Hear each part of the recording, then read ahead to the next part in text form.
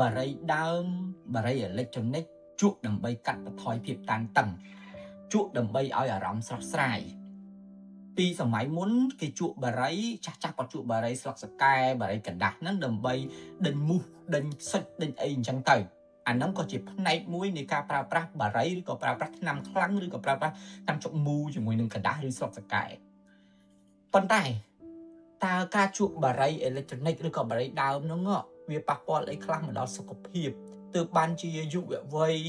ក្មេងៗសិស្សសាលាសិស្សវិទ្យាល័យសិស្សអនុវិទ្យាល័យសិស្សមហាវិទ្យាល័យជក់ច្រើនយ៉ាងនេះបើតាមការសង្កេតឲ្យឃើញនៅពេលដែលយើងសង្កេតពីការជក់បារីដើមបារីអេឡិចត្រូនិកឬក៏ហៅថា vape អ្នកខ្លះនិយាយថាបងឯងអត់យល់ពីខ្ញុំទេខ្ញុំជក់នឹងដើម្បីឲ្យខួរក្បាលខ្ញុំវាបើកខ្ញុំជក់នឹងដើម្បីឲ្យខ្ញុំកាត់បន្ថយភាពតានតឹងខ្ញុំ stress មិនមែនជក់ឲ្យឃើញសង្ហាទេមនុស្សខ្លះគាត់ធ្វើការច្រើនចឹងគាត់ជក់អានឹងទៅវាធ្វើឲ្យអារម្មណ៍គាត់នឹងស្រាលដើម្បីមកធ្វើការងារនឹងខ្លាំងអ្នកខ្លះគាត់រៀនគាត់ stress ពេកគាត់ជក់ទៅ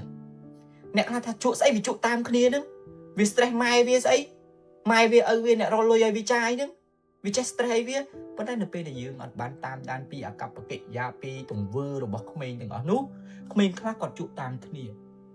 ក្មេងខ្លះគាត់ជក់ទៅពិតជាតាមអ្វីដែលគាត់ឃើញនៅក្នុងបណ្ដាញសង្គមចឹងហើយវាធ្វើឲ្យគាត់ញៀនម្ដងបន្តិចម្ដងបន្តិចឲ្យគាត់ផ្ដាច់វាពិបាកឲ្យគាត់ឈប់វាគឺពិបាកសំណួរសួរថាតើវាប៉ះពាល់អីខ្លះមកដល់ពួកគាត់ជាយុវជនអនាគតរបស់ពួកគាត់នឹងប៉ះពាល់ខ្លាំងដោយសារតែអាចនឹងប្រឈមជាមួយនឹងជំងឺប្រទេសជាតិបើសិនបើយុវជនពោពេញទៅដោយជំងឺយុវជនពោពេញទៅដោយខូចសួតអានឹងផ្សេងទៀតហ្នឹងត្រូវដកលុយដកអីមកជួយយុវជនហ្នឹងទៀតអានេះជាចំណែកគឺថាខ្ញុំលើកកម្ពស់ឲ្យជក់បារីដើមបារីអេឡិចត្រូនិកអត់ទេការកាត់បន្ថយឬការផ្ដាច់បារីបានគឺជាកត្តាភាពជោគជ័យមួយដ៏ធំបំផុតរបស់យុវជននិងយុវវ័យការប្រើប្រាស់គ្រឿងកំប៉ុងច្រើនក៏ប៉ះពាល់ដល់សុខភាពដែរយុវជនក្មេងៗណាស់អាចខ្លាយទៅជាយុវជនដែលត្រូវលាងឈាមទាំងពីក្មេងនៅលើក្រែក្នុងពេទ្យអំពាវនាវហើយលើកទឹកចិត្តដល់យុវជនទាំងអស់ដែលពុំទាន់ធ្លាក់ខ្លួនរហូតដល់ផ្ដាច់មិនបានកាត់បន្ថយម្ដងបន្តិចដកខ្លួនឲ្យឆ្ងាយ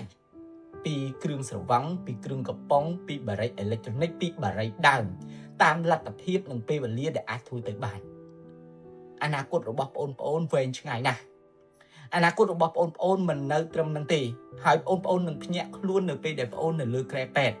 ដូច្នេះហើយកុំចាំដល់ពេលនោះទើបភ្ញាក់ខ្លួនយើងចាប់ផ្ដើមដកឃ្លាហើយការផ្ដាច់បារីអេឡិចត្រូនិកមិនមែនផ្ដាច់មួយថ្ងៃហើយដាច់ទេធ្វើរឿងបន្តិចម្ដងសន្សឹមរហូតទៅដល់ជាទម្លាប់មួយដែលខ្វះវាលែងអីខ្វះបារីនឹងលែងជាបញ្ហាវិធីសាស្ត្រក្នុងការបំបត្តិ stress មានច្រើនអ្នកខ្លះគាត់ទៅលេងកីឡាអ្នកខ្លះគាត់ទៅមើល movie គាត់ទៅមើលរឿងគាត់ទៅសម្ដែងគាត់លេងកំសាន្តអីចឹងទៅតាមអ្វីដែលអាចធ្វើទៅបានជាការពិតណាស់បងយល់ការប្រើប្រាស់ទាំងអស់នេះដើម្បីបន្ថយភាពតានតឹងមិនមែនដើម្បីលយតែមួយមុខទេមែនសម័យមុនបារីអាឡាំងដេឡុងណាសង្ហាដោយសារបារីអាឡាំងដេឡុងណាមិនមែនអាហ្នឹងទេសម័យនេះ